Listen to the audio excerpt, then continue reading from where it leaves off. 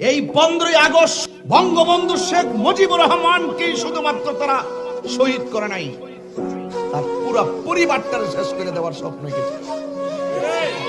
যেই লোকটা দেশ স্বাধীন করলো, যেই লোকটা ডাকে 30 লক্ষ মানুষ জীবন দিয়া দিল দেশটাকে স্বাধীন করার জন্য, সেই লোকটাকে তারা শহীদ করে দিয়েছে।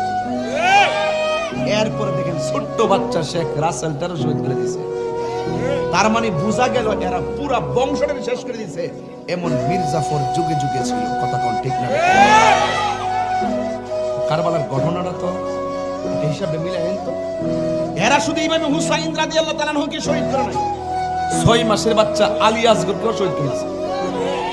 তাইলে বোঝা গেল এর উদ্দেশ্য হলো ভিন্ন, পুরো নবীর বংশটাকে শেষ করার জন্য যারা ছক আঁকছিল, কথা কোন ঠিক না? বেটা ভাগ্যক্রমে জয়নাল আবদিন বেঁচে গেছে, এই দিকটা আমার দেশের ভিতরে ভাগ্যক্রমে শেখ হাসিনা বেঁচে গেছে।